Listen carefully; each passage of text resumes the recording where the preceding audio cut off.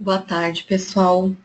Sou a Vivian, sou coordenadora de marketing da Jet Business. Vamos iniciar mais um webinar conosco. Hoje, nosso palestrante é o Luiz Gustavo Leão. Ele é advogado da Viseu Advogados. Ele vai falar um pouquinho para a gente sobre a regulamentação legal para o e-commerce, a gente entender um pouquinho melhor sobre essa parte legal no mercado. Vamos aguardar mais 5 minutinhos para iniciar nosso webinar. Peço a todos que me confirmem se estão conseguindo ouvir no chat ao lado da ferramenta e se a tela da apresentação dele está visível para todos. Obrigado, bom webinar para todos. Fiquem à vontade de fazer perguntas no chat também durante a apresentação. O Luiz, ele vai responder ao final todas as perguntas que forem possíveis. E ao final, dentro de 2 dias, nós enviamos para vocês a apresentação e o vídeo do webinar que será gravado durante a apresentação. Uma boa tarde a todos.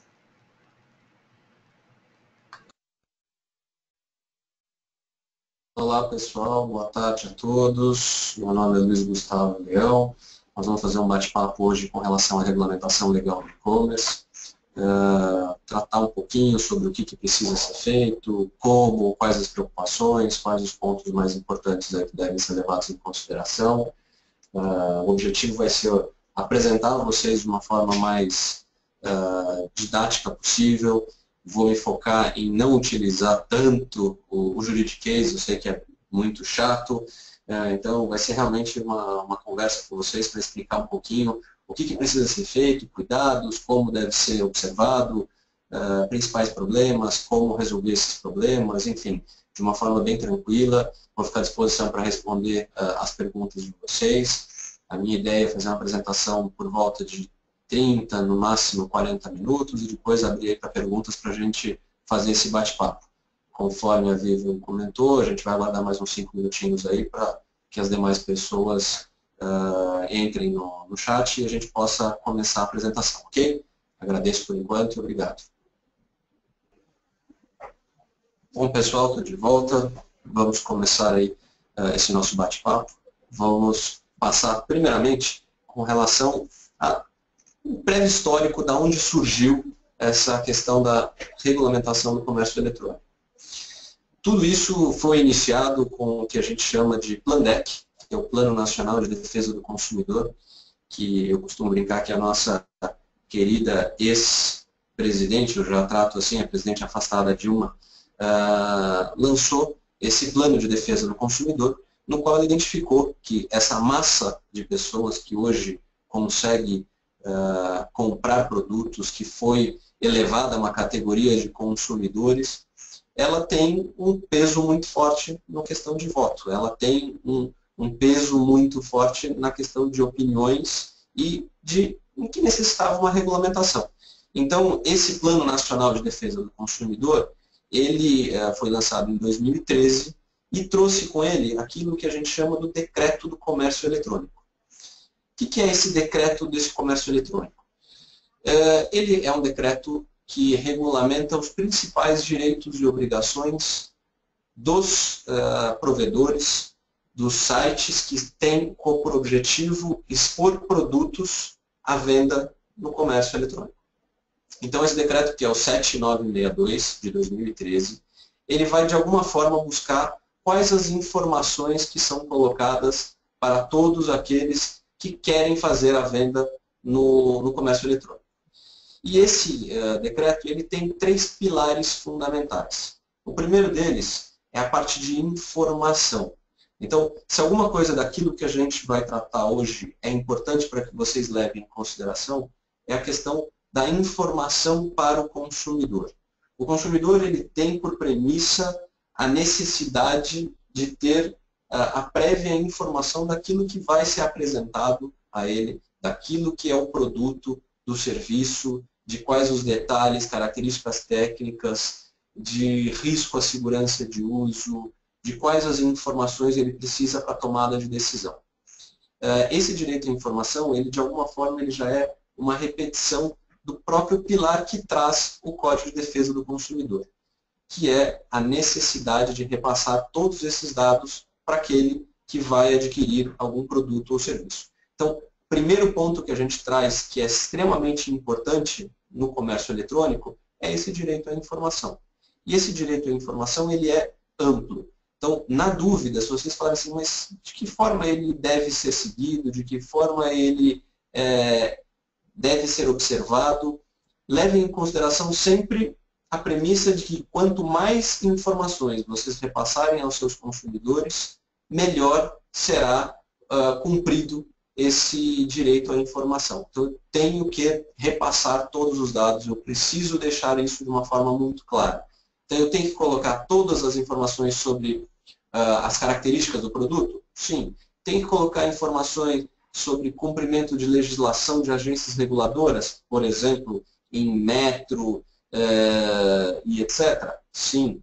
Tenho que passar informações sobre forma de pagamento, juros, valor de parcela, valor total? Sim. Então, tenham como premissa que eu preciso passar todas as informações para o meu consumidor.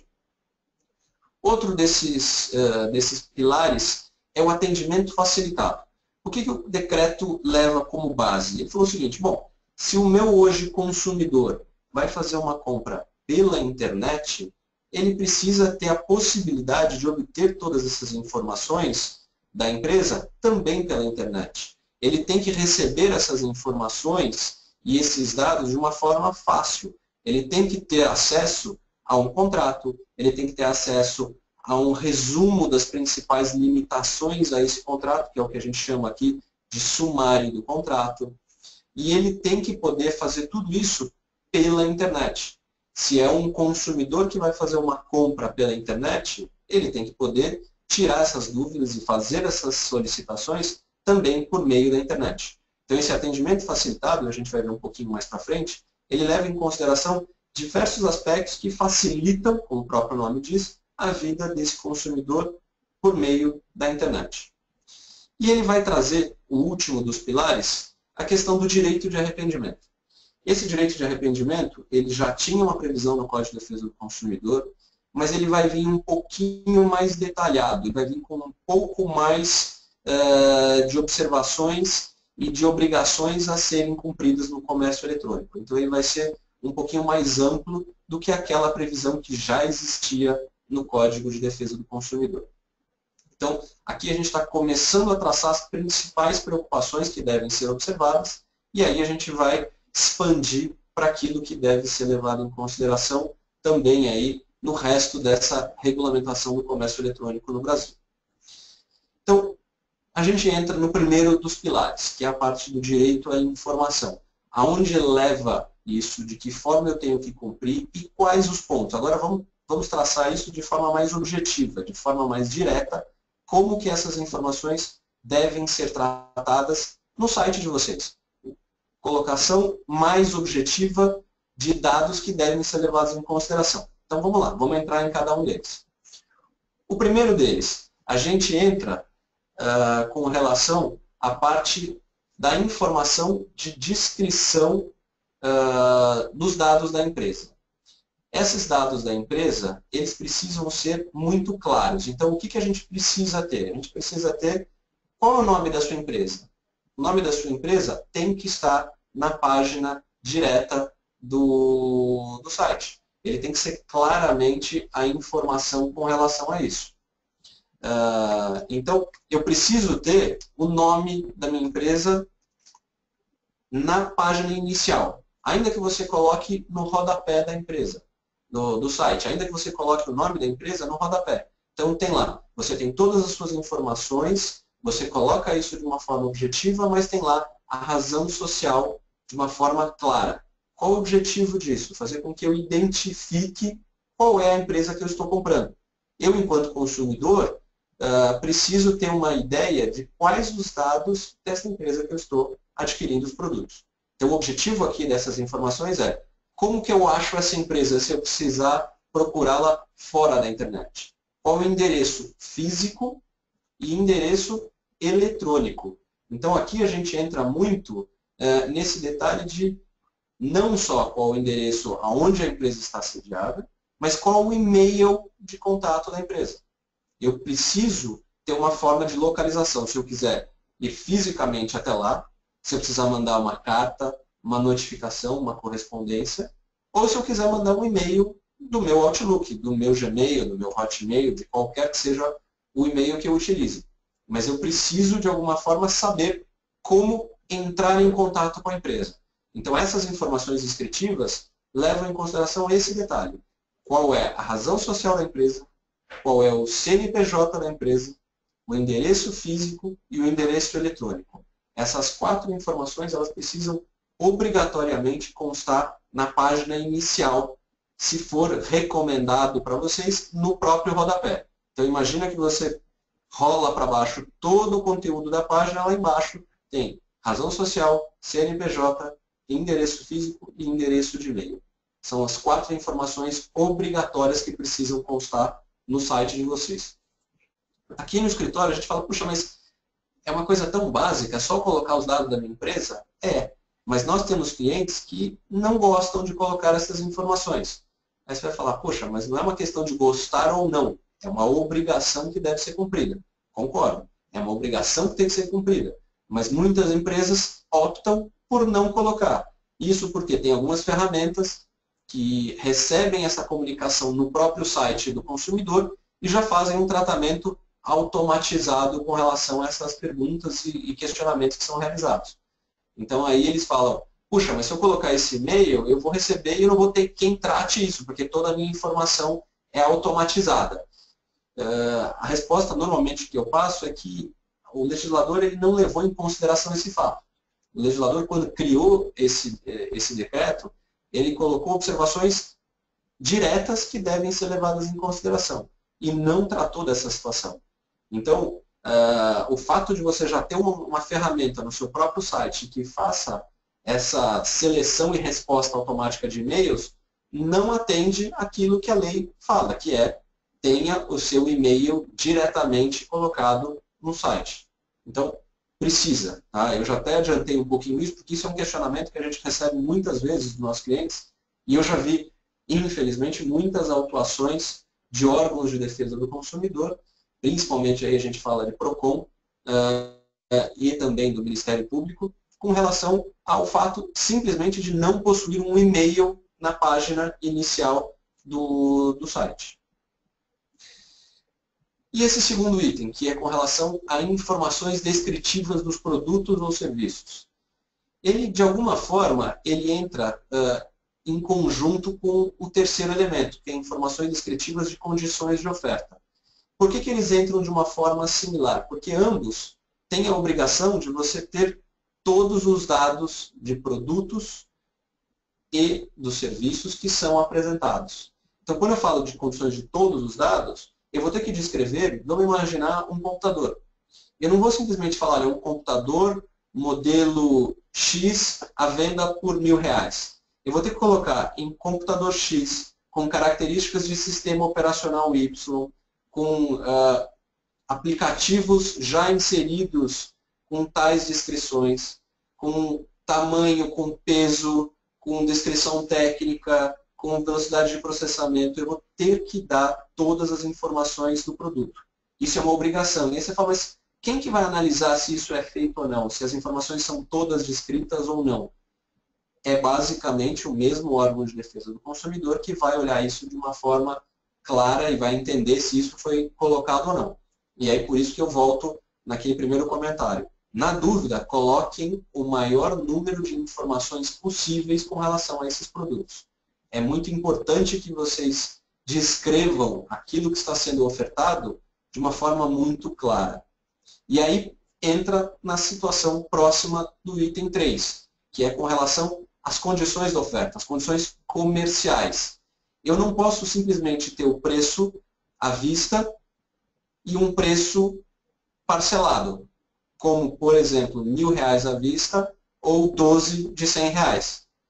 Eu preciso ter R$1.000 à vista ou 12 de R$100 por mês, no total de 1.200, o que representa uma taxa de juros de X% ao ano, com todas as informações para que o consumidor possa escolher e analisar e falar, bom, mas se eu pagar à vista, então não é a mesma coisa que eu pagar a prazo.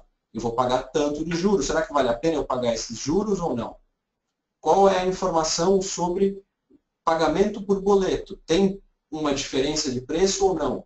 Quais são as informações sobre outras formas de pagamento? Todas essas condições precisam estar disponíveis no momento em que o consumidor olha o produto, antes dele colocar esse produto no carrinho. E aí, por que isso precisa estar antes? Para que o consumidor possa ter todas as informações antes de tomar a decisão de comprar ou não um produto. O que os órgãos de defesa do consumidor dizem é que se eu colocar isso só no final, só na hora dele fechar a compra, eu já induzi uma compra que, se ele tivesse essas informações antes, ele não iria realizar. Então, é muito importante que essas informações sejam colocadas diretamente no primeiro momento em que o consumidor tem acesso a esse produto. Na hora que ele vê a informação, na hora que ele vê o produto, na hora que ele tem a decisão de comprar ou não aquele produto. Então, tudo isso tem que estar claro. Aí vocês vão falar, puxa, mas tanta informação assim, eu não vou conseguir colocar isso de uma forma que não fique poluída, que o meu consumidor não desista de fazer essa compra, então eu vou ter que mudar isso de alguma forma. Posso fazer alguma informação, criar um hiperlink, criar algumas outras telas? Você até pode fazer isso, desde que todas as informações, ainda que por meio de links, estejam no momento em que ele vai selecionar o produto. Então, você tem que colocar uma chamada falando, olha, para obter todas as informações com relação a formas de pagamento, condições de taxas, juros, etc., clique aqui. Aí abre uma caixa com todas essas informações. Mas ele tem que ter a opção de escolher isso antes de colocar o produto no carrinho. É muito importante fazer essa distinção. Assim como, por exemplo, é a questão do frete. Você tem que colocar, antes dele selecionar no carrinho, uma caixa com a opção insira o seu CEP e verifique o custo e o prazo de entrega. Isso é obrigatório, precisa constar antes da seleção do produto no carrinho. Tá? São informações e seguem sempre o mesmo racional. Eu tenho que conseguir enxergar isso e ver de que forma essas informações estão disponíveis antes de eu colocar o produto no carrinho. O que eu tenho com relação a essas informações para a parte de compras coletivas e análogas? Então, aqui, diferentemente do que tem no Código de Defesa do Consumidor, o decreto do comércio eletrônico, ele trata especificamente com relação à parte de compras coletivas, o que até então não existia nenhuma regulamentação com isso. A primeira dessas limitações e disposições, ela vai trazer respeito à quantidade mínima de consumidores.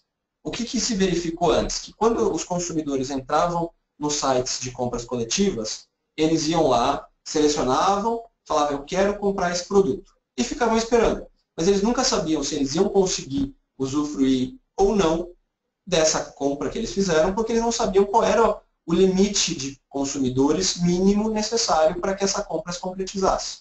Então, a lei veio e regulamentou. Falou, olha, eu preciso ter essa informação clara. Então, são 30, 50, 1000, não importa o número, mas ele tem que ser informado previamente. Assim como o prazo de utilização dessa oferta.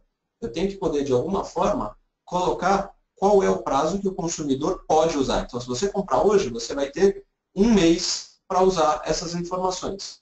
Então, em um mês, de alguma forma, você precisa usar isso ou você vai perder com relação àquilo que foi selecionado. É possível isso? Sim, é possível colocar desde que previamente informado. Vejam que a gente está batendo muito nessa tecla de informação, e aqui eu estou pegando todos os detalhes com relação a isso, para que fique muito claro a necessidade de repassar essa informação ao seu consumidor. Hoje, um grande problema é no momento em que eu não consigo enxergar quais são essas limitações, quais são essas informações e como isso tem que ficar. E o terceiro dos itens que foi colocado para a parte de compras coletivas é a necessidade de informar quem vai vender o produto ou quem vai prestar o serviço. Então, eu tenho que colocar ali, vamos imaginar, um telefone. Qual é a loja que vai vender esse telefone? quais são os dados dessa loja. Então, é a loja Z, então eu quero saber qual é o CNPJ da loja Z, o endereço, o telefone e o contato dessa loja Z, para que eu informe o meu consumidor e ele possa optar, falar, putz, dessa loja eu já ouvi dizer que essa loja não é boa, então eu não quero comprar dela. De novo, eu preciso ter acesso e saber quem é. Por isso, veio o decreto do comércio eletrônico e regulamentou a necessidade de informar sempre com relação a esse fornecedor do site que vai dispor sobre o produto ou serviço na parte de vendas coletivas.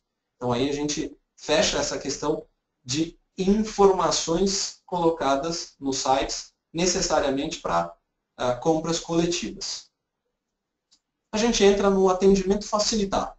Lembra que eu falei para vocês com relação ao que compõe esse atendimento facilitado? De que forma eu posso atender a esse ponto com relação aos meus consumidores? E aí a gente entra em alguns pontos principais. Um deles é que foi inserida, foi criada essa situação de um sumário de um contrato. Tá? O que é esse sumário de um contrato? Esse sumário do contrato ele vai ser obrigatoriamente colocado antes da conclusão da compra. A gente sabe que toda e qualquer tecla que o consumidor tenha que seguir, que ele tenha que preencher, qualquer informação que ele precise colocar, ele vai diminuir a minha conversão em vendas. Então, a briga muito grande que nós do jurídico sempre temos com relação à utilização desse sumário do contrato é que ele precisa constar antes da conclusão da compra e o consumidor tem que clicar falando estou de acordo com as condições dessa compra que eu estou fazendo. E esse sumário ele vai trazer, por exemplo, restrições de entrega de produto. Então ele vai tratar falando, olha, eu só entrego os meus produtos de segunda a sexta-feira em horário comercial. Ele vai tratar outra situação falando, olha, eu entrego os meus produtos e somente para a pessoa que fez a compra. Eu não entrego para porteiro, eu não entrego para terceiro, para parente. Ele vai tratar sobre as situações em que essa compra não vai poder ser entregue e não vai gerar nenhuma consequência. Então vejam que a gente está tratando sempre em situações em que limitam o direito do consumidor. Situações em que ele, consumidor, não vai poder reclamar lá na frente porque ele foi previamente informado sobre as condições que são observadas com relação à sua transação. Então, eu vou colocar nesse sumário do contrato toda aquela situação que eu sei que eu preciso fazer com que o meu consumidor saiba que ele não vai poder reclamar lá na frente.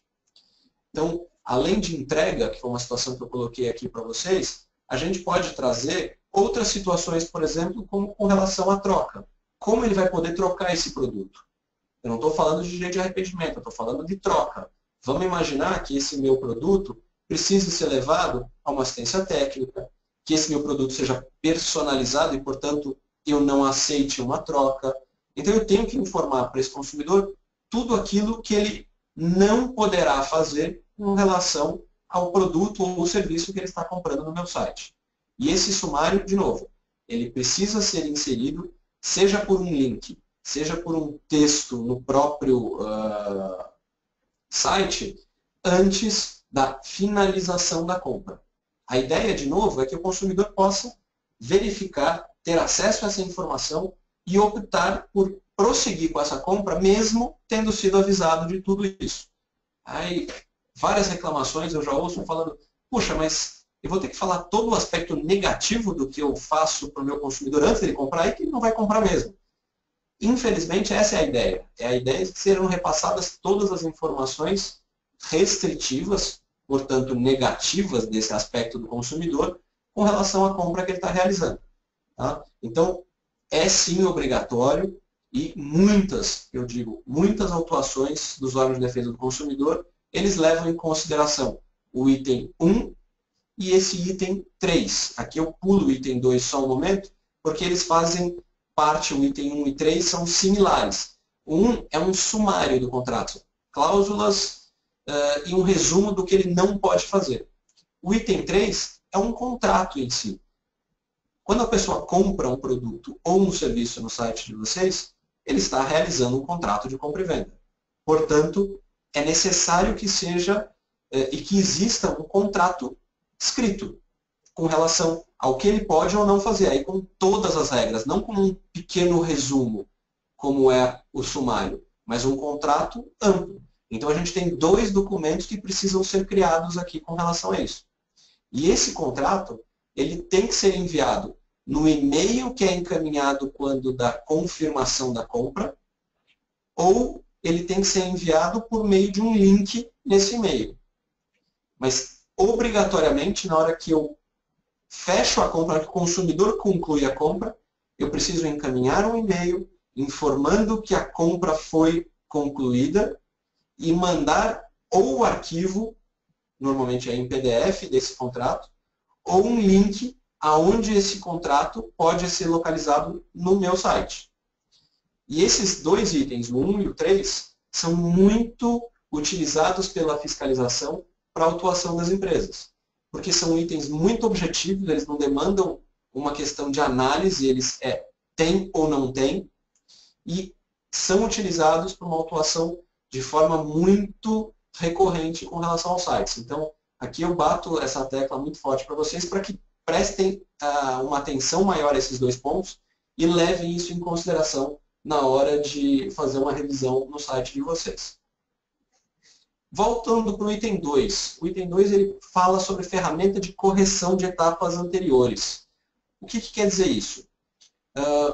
Quando o legislador fez esse decreto do comércio eletrônico, ele quis deixar ao consumidor a possibilidade de, antes de finalizar a compra, dele simplesmente clicar no browser para voltar uma página e eu retroagir sem com que essa página expire, sem com que eu perca as informações, com o objetivo de corrigir informações mesmo de que tenham no site, nas páginas anteriores. Como, por exemplo, um endereço errado, uma quantidade errada, alguma informação sobre o produto, quero trocar o produto, quero trocar o local de entrega. Eu tenho que ter a possibilidade de fazer a correção de qualquer informação da minha compra, do meu cadastro e dos produtos ou serviços antes de concluir. Simplesmente clicando no botão de voltar do browser. O mais importante é a gente entender que é necessário que isso seja feito pelo próprio browser, qualquer que seja o browser que é utilizado pelo consumidor. Ele deve sempre observar essas limitações. Tá?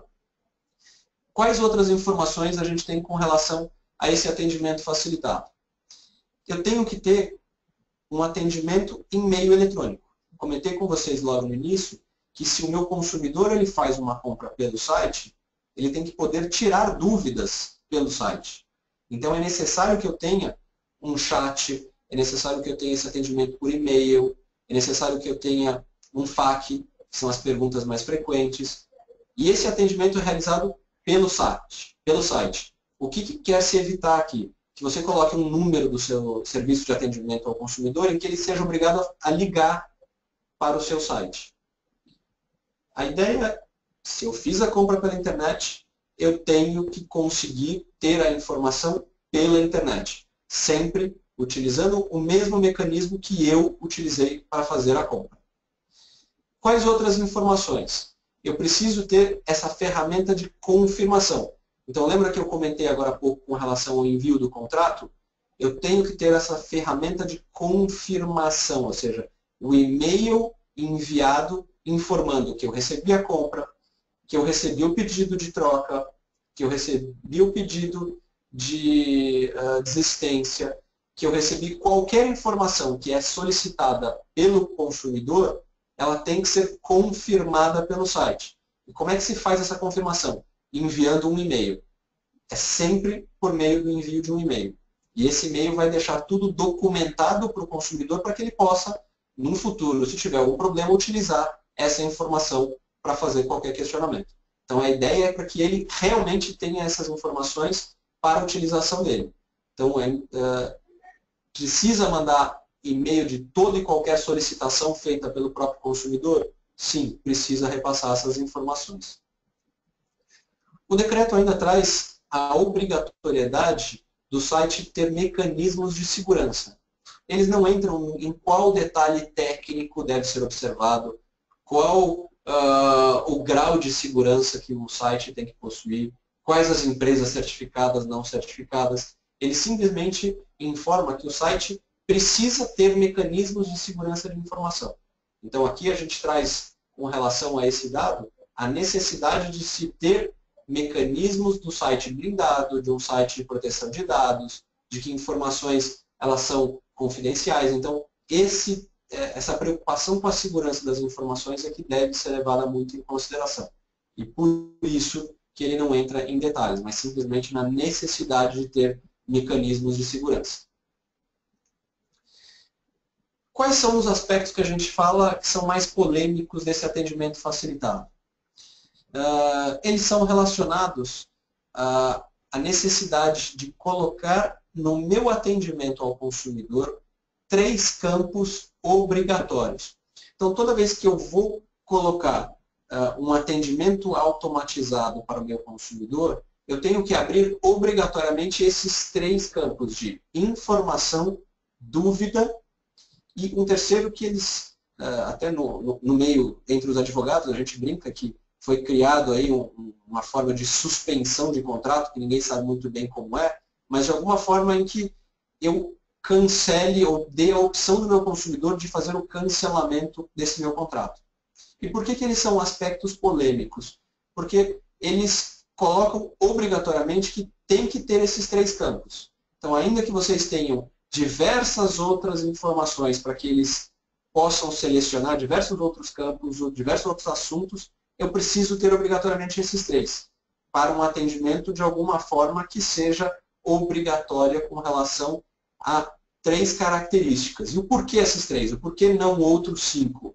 É isso que a gente não sabe muito o como foi colocado e de que maneira isso pode auxiliar os consumidores. Mas é obrigatório saber em que vocês precisam colocar no momento de um chat, de um atendimento automatizado, de alguma forma, com que o consumidor possa selecionar se ele quer tirar uma dúvida, se ele quer ter uma informação ou se ele quer cancelar o contrato de forma automática. Então, isso precisa constar em qualquer campo que seja colocado por vocês para esse atendimento ao consumidor no site.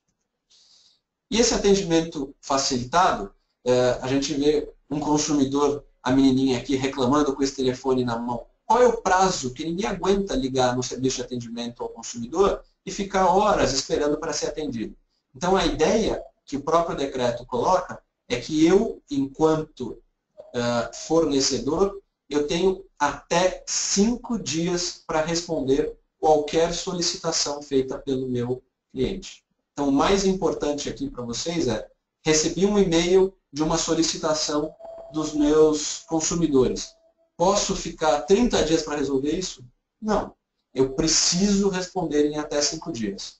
Ah, mas eu tenho um prazo interno de que toda e qualquer informação ela é respondida em até 48 horas. Ótimo. Você, então, não vai ter problema com relação a isso.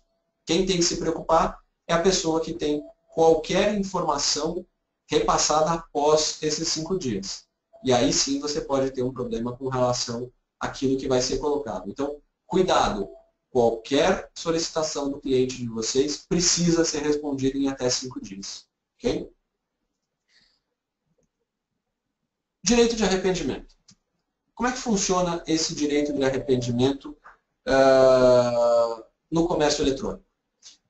Vamos tentar diferenciar um pouco o que é esse direito de arrependimento de uma solicitação de troca. Eu não sei se isso é muito claro para todos e eu vou aqui explicar de uma forma bem rápida o que consiste esse direito de arrependimento. O direito de arrependimento, ele nada mais é do que a possibilidade do consumidor que comprou um produto fora do estabelecimento comercial. E o que isso quer dizer fora do estabelecimento comercial? Significa que ele não teve a oportunidade de pegar o produto em mãos, de olhar, de testar, de ver se era exatamente o que ele queria. Vamos pegar um exemplo de uma roupa. Você olha no site, você vê uma malha, você acha que essa malha vai vestir super bem. Só que na hora que você experimenta a malha, você vê que o corte dela não foi bem feito, você vê que o acabamento não é legal e que não atende aquilo que você queria. Então, o direito de arrependimento ele traz a possibilidade do consumidor cancelar, desistir da compra sem qualquer fundamentação, sem qualquer motivação, simplesmente porque ele ou não gostou do produto, ou não era o que ele esperava, ou ele realmente passou um prazo e ele se arrependeu que ele comprou por impulso. Não importa qualquer motivo, ele não precisa repassar qual é o fundamento. Ele simplesmente pode entrar no site e colocar: quero devolver o produto porque eu me arrependi, e ponto. Isso é suficiente para que vocês sejam obrigados a devolver esses produtos. E o que mudou nesse direito do arrependimento que já era previsto no Código de Defesa do Consumidor e agora é previsto no Decreto do Comércio Eletrônico? Ele, de alguma forma, ele precisa ter essas informações de uma forma muito clara no site. Então, eu tenho que ter um destaque sobre essa possibilidade de exercer o direito de arrependimento. Eu tenho que ter isso de forma ostensiva, de uma forma com que o consumidor não precise ficar procurando, revirando o site para tentar achar isso. Tem que ser colocado de uma forma onde o consumidor tenha fácil acesso a isso. Ele tem que ser exercitado pelo próprio site. O que muitas vezes a gente vê na prática? Consumidor, se você quiser, se você se arrependeu e quer cancelar a sua compra, entre no sistema, ligue para o meu serviço de atendimento ao consumidor e faça essa solicitação. Isso não pode ser feito. Isso precisa obrigatoriamente ser feito por meio do próprio site. Não pode, de nenhuma forma, remeter ao consumidor a exercer esse direito de arrependimento por outro mecanismo diferente do que aquele fez a compra. Então, isso é muito importante também para vocês entenderem. E quando a gente vai falar sobre a parte operacional desse direito de arrependimento, o que ele entra? Ele entra numa situação em que os consumidores vão exercer esse direito de arrependimento e vocês, enquanto comerciantes, precisam apenas repassar essa informação para os operadores de cartão de crédito. Então, você tem que fazer a solicitação de cancelamento perante a operadora de cartão. Você não tem que devolver o dinheiro no prazo de 5 dias, mas você tem que cumprir e informar a operadora de que essa compra foi cancelada e que o valor deve ser estornado na compra, na conta e no cartão do próprio consumidor. É essa a obrigação do lojista, repassar as informações das instituições financeiras dentro desse prazo para que ele seja cumprido com relação a isso. Tá?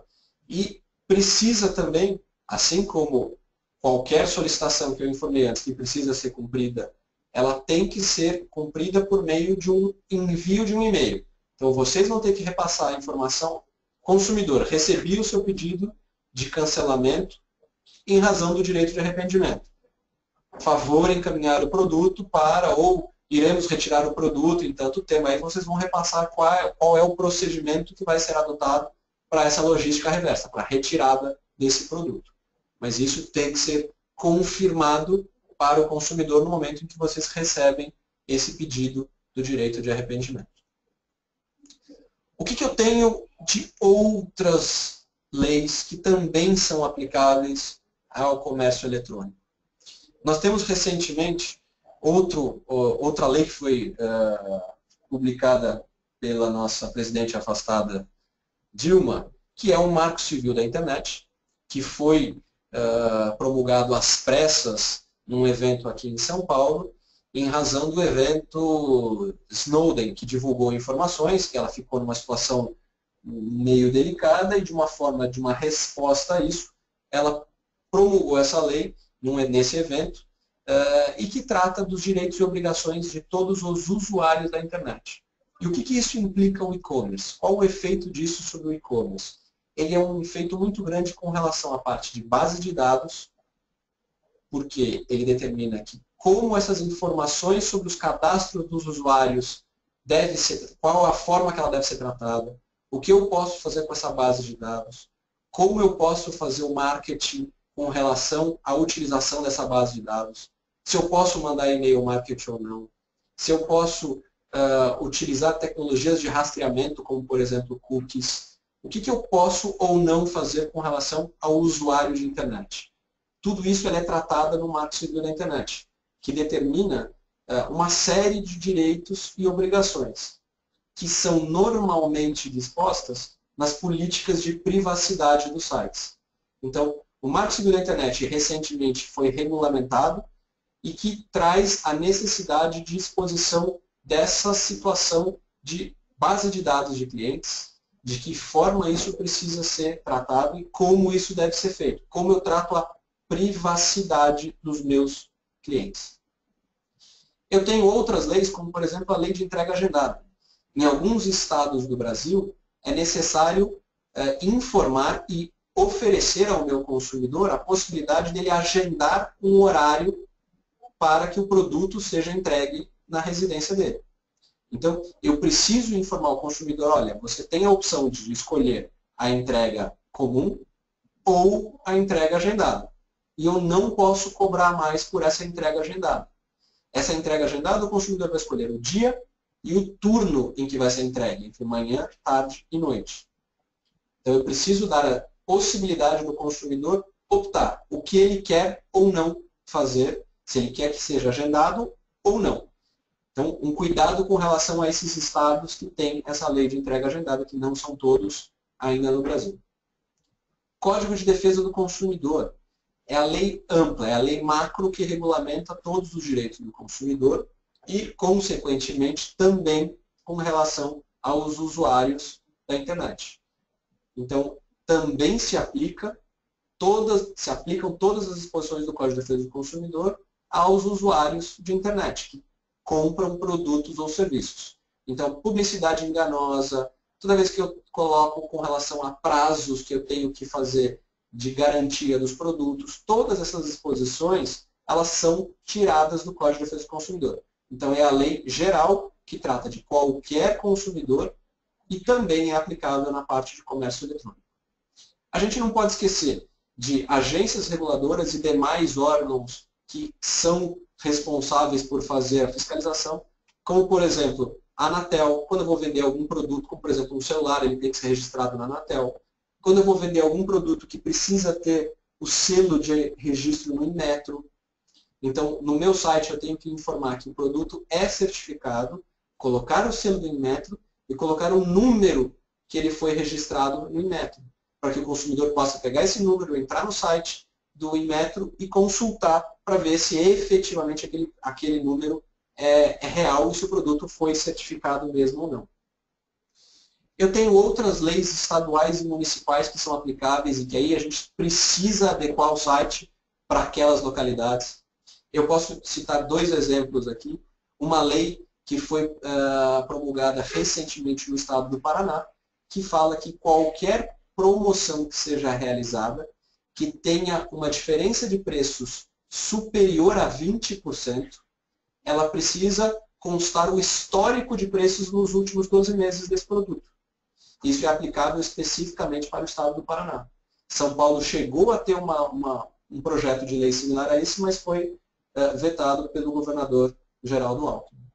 E outra lei que existe aqui no estado de São Paulo, que determina a obrigatoriedade de informar o preço à vista do produto e não colocar mais aquilo a partir de. Então, essa lei no estado de São Paulo determina que, se eu vou criar um material publicitário, eu preciso obrigatoriamente colocar o preço daquele produto que eu estou utilizando a foto e descrever esse produto.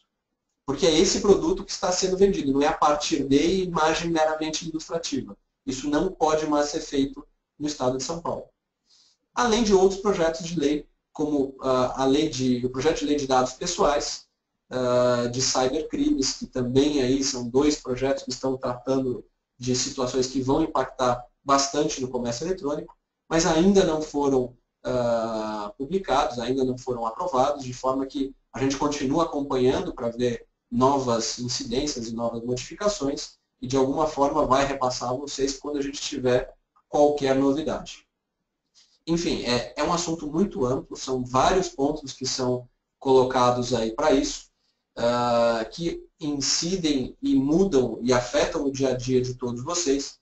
Eu quis aqui de uma forma muito rápida e tentei ser simples, peço desculpas se ainda de alguma forma usei uma linguagem mais complicada, mas advogado realmente tem uma limitação em tentar falar simples e pouco, vocês veem que eu não parei de falar até agora, um assunto muito amplo com relação a esse, é um prato cheio, mas eu queria abrir para perguntas, porque eu acho que aí a gente consegue fazer esse bate-papo muito mais direcionado e colocar a vocês questões mais objetivas e mais preocupantes no dia a dia de vocês.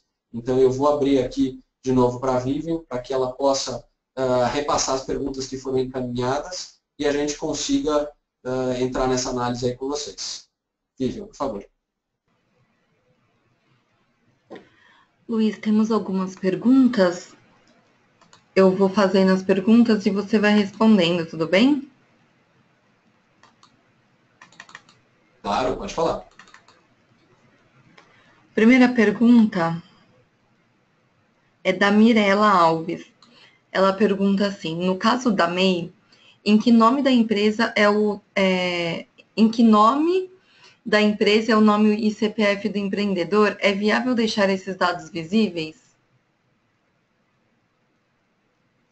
Sim, se é um microempreendedor individual, você tem que colocar as informações que você utiliza para emissão de nota fiscal. Então, leve em consideração quais são os dados que você utiliza para repassar o cupom fiscal. Eu acho que esse é um critério muito mais objetivo e mais simples que você pode levar em consideração para atender a legislação.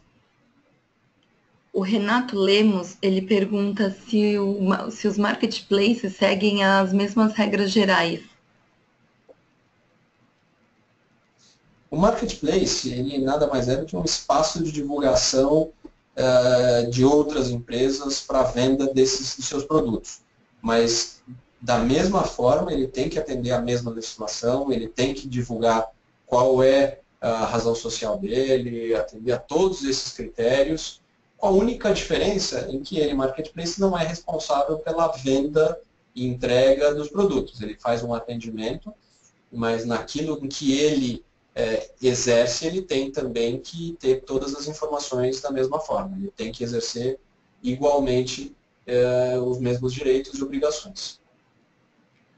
O Luiz Carvalho pergunta: se não houver cláusula restritiva contínua obrigatório, o sumário de contrato? Continua obrigatório o sumário de contrato se não houver cláusula restritiva? Olha, ele é obrigatório sempre. Eu que nunca vi uma situação em que não exista uma cláusula restritiva. Eu acho que talvez a confusão e a dúvida aí que tenha sido gerada é o que é essa cláusula restritiva, o que é esse conceito. E para ficar de uma forma um pouco mais simples, poderia ser colocado como qualquer situação em que dificulte o consumidor a exercer uma troca, a receber o produto, a ter acesso às informações. O que dificulta? O que ele tem que pode ser com que ele não consiga utilizar o direito dele? Então, isso que é a cláusula restritiva. Eu, sinceramente, nunca vi um site que não tenha algum tipo de restrição, ainda que seja para troca. Mas, levando em consideração que você não tenha, ok, você pode simplesmente ter um sumário do contrato em que você vai colocar as condições financeiras simplesmente, mas o não colocar esse sumário do contrato, a fiscalização vai passar o olho e vai te autuar simplesmente por não ter este campo selecionado no site. O Luiz Ferreira, ele pergunta: o PagSeguro tem esse contrato de retorno com e-mail para o cliente? Olha, ele tem que ter. O PagSeguro, ele deve ter e atende da mesma forma. Aí a questão, ele é um prestador financeiro na cadeia, então ele é um intermediador que recebe esse valor e faz essa intermediação, mas ele, enquanto dentro da cadeia produtiva e da parte de consumo, ele tem que ter as mesmas situações, atender a mesma legislação da mesma forma. A Glécia Zanetti, Luiz, ela pergunta se há alguma determinação legal sobre a idade mínima para compra pela internet. No Brasil, nós não temos uma disposição com relação a isso. Nos Estados Unidos, ele tem uma regulamentação que é a partir dos 13 anos. mas isso é uma regulamentação que é específica dos Estados Unidos. Aqui, o que a gente recomenda? Efetivamente, como a gente não tem nada específico na legislação do comércio eletrônico, o que a gente faz com todos os nossos clientes e recomenda em todos os sites, é para que seja feito para consumidores acima de 18 anos, que é a pessoa que tem a capacidade de assumir obrigações, e se for uma venda para pessoas com menos de 18 anos, para que sejam representados pelos pais. Qual é o risco que você corre se você não seguir isso?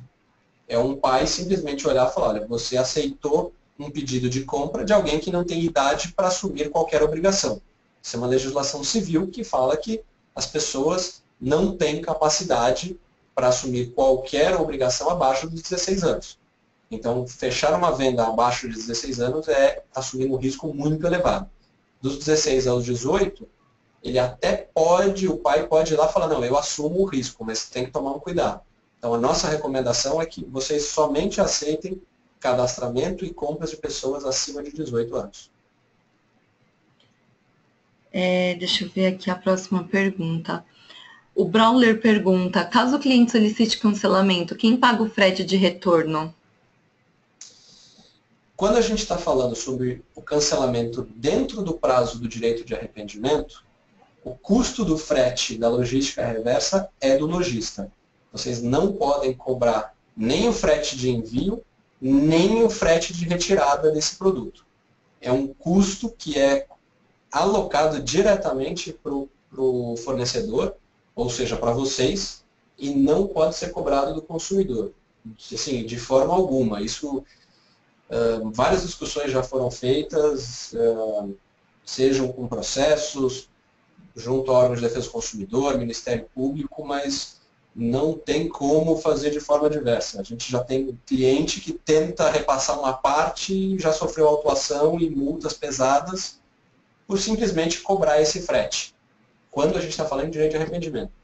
Quando eu estou falando em troca, vamos imaginar que passou esses 7 dias, a pessoa quer trocar o produto e você abre a opção de troca. Imagina que é uma roupa mesmo e você quer trocar essa roupa. Aí é uma questão comercial. Após o prazo do direito de arrependimento, você pode cobrar ou não. Aí é seu critério. O Cláudio, em cima dessa parte de custo de frete, Luiz, ele pergunta se o custo do frete também tendo desistência dentro do prazo, o custo do frete também é devolvido para o cliente? O frete pago também tem que ser devolvido. O decreto do comércio eletrônico, ele fala que se o consumidor exercer o direito de arrependimento, são cancelados todos os contratos relacionados ao produto. O que são contratos relacionados ao produto? Imagina que a entrega, o serviço de entrega é um contrato à parte, então tem que ser cancelado e tem que ser devolvido da mesma forma. Um serviço financeiro, imagina que eu tenho um parcelamento ou operadora de cartão de crédito. Tem que ser cancelado também, tem que ser estornado o valor do cartão de crédito. Então, tudo aquilo que é relacionado com a compra do produto ou do serviço, ele tem que ser cancelado também. E isso inclui o frete. Tá? Então, obrigatoriamente, a partir do momento que o cliente desiste do produto, tudo que foi gerado com a compra tem que ser cancelado também. E existe um prazo de arrependimento de compra, você sabe falar qual é? O prazo de arrependimento ele é de 7 dias contados do recebimento do produto ou do serviço. Então, esse prazo ele vai contar sempre a partir do momento em que o consumidor recebe o produto na casa dele. Nunca de forma diferente. Correto, essa pergunta foi da Vivian Souza. A pergunta da Jéssica Rosina. O contrato eletrônico tem o mesmo valor ou força jurídica que um contrato físico registrado em cartório? Sim, o peso é o mesmo. Na verdade, não há diferença. A situação é exatamente igual do que se você assinasse um contrato de cartão de crédito sentado na mesa do gerente e esse contrato vai ser registrado, como ela mesmo disse aí, no cartório. A força de prova perante um juiz é a mesma. O que a gente tem que sempre levar em consideração é o critério das cláusulas que estão inseridas nesse contrato. Imagina que qualquer cláusula que for inserida, ela não pode ser abusiva, ela não pode tirar o direito do consumidor de receber o produto, de ter os seus direitos atendidos. Ele não pode, de alguma forma, limitar de forma abusiva aquilo que é o direito do consumidor. Então, ele tem que ser um contrato correto, um contrato justo, e não pode ser simplesmente, então já que eu vou fazer um contrato, eu vou tirar toda e qualquer situação em que eu seja obrigado, em que eu tenha que cumprir alguma coisa, e eu vou falar que eu não posso cumprir nada. Infelizmente, não funciona dessa forma. Correto. Falando do prazo de arrependimento, a Vivian ainda perguntou se são 7 dias úteis ou corridos. São 7 dias corridos. Existe uma especificidade no estado de São Paulo que fala que são 7 dias úteis. Tá? Mas aí é especificamente só para São Paulo. O resto dos estados são dias corridos. São corridos, correto. A Fernanda pergunta, para fins da lei estadual de São Paulo, uma oferta que tem por finalidade apenas a divulgação precisa incluir o preço? Por exemplo, comprar o produto X e concorra a um carro. Aí a gente está falando de um concurso, né? De um concurso, seja o cultural ou um concurso por meio de um sorteio.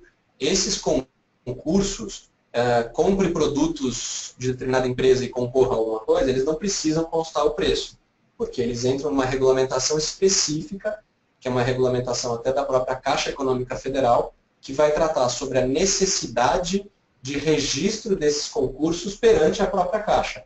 Então, é um procedimento específico para isso. Então, como é concurso, ele não entra na necessidade de divulgação de preço, nenhuma dessas situações que a gente estava comentando agora. Correto. A Ana Luísa perguntou assim, após exercer o direito de arrependimento, o decreto determina o prazo para a retirada do produto na casa do consumidor? Não há nenhuma disposição nesse sentido. O que deve ser feito é, no momento em que o consumidor exerce o direito de arrependimento, vocês precisam informar como como serão os próximos passos. Em que sentido? Vocês vão encaminhar esse e-mail para o consumidor falando, recebi o seu pedido de cancelamento da compra em razão do direito de arrependimento. Entraremos em contato em até X dias, 3, 4, 5 dias, para agendar a retirada do produto. Ou encaminhamos o link para que imprima a etiqueta e despache o produto junto aos correios. Você pode também estabelecer esse procedimento. O que você tem é que informar essa situação. E, de novo, aí a gente pega já um gancho com relação àquelas cláusulas restritivas. Essa situação, caso você demande que o consumidor devolva o produto, por exemplo, pelos correios, você deve informar. Na hipótese de exercício de direito de arrependimento, o produto deverá ser encaminhado por meio dos correios, através de link que será disponibilizado, etiqueta para envio e demais situações. Então, precisa tudo ser repassado com a informação clara para o consumidor, para que ele saiba como que isso vai ser exercido. Luiz, temos algumas perguntas ainda. Do Ricardo. Quando um cliente e pessoa jurídica se aplica a todas essas leis e deveres sendo uma venda B2B? Não. Na verdade, tudo isso que a gente está tratando aqui, quase tudo, é relacionado a consumidor. O que é o consumidor? O consumidor é aquele que compra o produto para utilização pessoal. Ele não vai comprar para revender. Quando ele compra para revenda, aí a gente aplica o Código Civil, que é diferente do que a gente está aqui. No entanto, o Marco Civil da Internet se aplica, que é uma legislação para todo e qualquer usuário da Internet. Ele não vai se aplicar a lei que é específica ao consumidor, como, por exemplo, a Lei de Entrega Agendada, o Código de Defesa do Consumidor, o Decreto do Comércio Eletrônico. Ele não se aplica para aquele consumidor específico, que é, no caso, uma pessoa jurídica e, portanto, não é chamado de consumidor. Ele só tem uma nomenclatura diferente, mas não se aplicam todas as leis, não. E o José lhe perguntou, a empresa que desenvolve e-commerce, no caso, por exemplo, a JET, a empresa de tecnologia, que não é proprietária da loja, o fornecedor tem alguma responsabilidade legal sobre essas questões que a gente comentou durante a palestra, Luiz? Não, a situação ela é relacionada àquele que é o vendedor do produto ou do serviço. Esse, sim, tem responsabilidade perante o consumidor. Os prestadores de serviço até poderiam ser questionados numa situação de uma falha de sistema, numa situação de limitação em que não tenham todos os dados, mas não é comum que eles sejam acionados da mesma forma, porque eles muitas vezes nem aparecem, o consumidor nem sabe quem são. O próprio Código de Defesa do Consumidor ele determina que todos os prestadores de serviço da cadeia produtiva serão responsabilizados. Então a gente vê, desde o fabricante do celular, desde do distribuidor do celular, do varejista que está vendendo o celular, da empresa de transporte do celular, da assistência técnica. Você vê que é uma cadeia de produção que tem ali. Você vai falar, a empresa que desenvolve o sistema pode ser acionada? Desde que ela tenha alguma relação com esse produto, sim, mas eu entendo que são muito limitadas as situações em que ela teria responsabilidade para isso. Correto. E a Vivian Souza, ela faz uma pergunta, se ela tem obrigação de aceitar arrependimento de produto, mesmo o produto sendo usado. Ela dá um exemplo, tipo, ela vende pneu, muitos clientes montam, não gostam do produto e querem devolver, mas ela não pode revender esse produto. Como que ela pode agir nesse caso? O direito de arrependimento, ele exige com que o produto ali, no prazo dos 7 dias, ele seja devolvido sem uso. Né? Se a gente vai colocar, e aí, de novo, entra em outra cláusula restritiva. Eu preciso informar o meu consumidor que no momento em que ele compra, eu só vou devolver o produto em razão do exercício do direito de arrependimento se o produto estiver sem uso. Então é mais um argumento que eu posso usar a meu favor desde que eu coloque isso previamente ao consumidor, que eu informe, olha, você precisa devolver o produto sem uso, mediante o envio da nota fiscal, mediante o envio de todos os acessórios que vierem com o produto. Então eu coloco as regras que eu vou usar com relação a isso. A gente já até chegou a desenvolver uma situação em que produtos personalizados não são passíveis de direito de arrependimento. É uma situação discutível, não dá para assegurar com que isso seja respeitado se for questionado na justiça, mas é a única possibilidade. Imagina uma empresa que faz a customização de camisas de time de futebol, coloca o nome da pessoa atrás. Se eu coloquei o nome da pessoa, como é que eu vou vender para outro se ele desistiu desse produto? Eu posso criar uma regra para isso? A gente já fez para nossos clientes, consegue implementar, existem alguns questionamentos, mas na grande maioria das vezes a gente consegue fazer com que não seja necessária a devolução do produto, porque a gente coloca essas regras antes, a gente põe no sumário, a gente põe no contrato, a gente põe de uma forma destacada e a gente se bate nesse aspecto de que é uma personalização. Então, nesse caso do produto, se ele já é usado, a pessoa pegou, usou e agora devolve. É como se fosse um vestido. Ela pegou, usou e vai devolver depois. É muito complicado nesse sentido. Tá? Então, realmente, você pode colocar com que não seja obrigatório isso. Claro. O Luiz Ferreira, ele quer saber onde ele pode encontrar esses modelos de contrato para o comércio eletrônico. É muito difícil. A gente pega o Dr. Google hoje tem quase tudo. Sugestão, assim, não tem nenhuma situação que eu possa colocar para você, não lembro em que sites de modelo isso sejam localizados, mas grandes varejistas já têm a regulamentação mais adequada dos próprios sites e eles já têm essa informação. Talvez buscar nesses próprios grandes varejistas, mas o ideal é desenvolver um modelo que seja adequado ao seu negócio, né? Porque muitas vezes só copiar um modelo de alguém que desenvolveu especificamente pode ser que não seja exatamente adequado para aquilo que você precisa. Correto. Eu vou fazer as duas perguntas finais, Luiz. Caso alguém envie mais alguma dúvida, a gente envia por e-mail para você, para a gente não exceder tanto o tempo do nosso webinar, tudo bem? Tudo bem. O Fernando, ele quer saber, se porventura o consumidor comprar um item que ele não tem disponível no e-commerce dele, é obrigação do vendedor, qual seria a obrigação do vendedor? Reembolsar, cancelar imediatamente ou pode oferecer um produto similar? o cuidado de você fazer o que a gente chama de venda a descoberto é que você não pode informar para o seu consumidor que você tem o produto em estoque, depois ele compra o produto e você fala, putz, sabe o que é? Estava desatualizada a informação, eu não tenho isso em estoque. A gente sabe que algumas vezes acontece, mas assim, tome cuidado porque a gente já viu aqui no escritório muitos processos e muitas autuações em razão da venda a descoberto.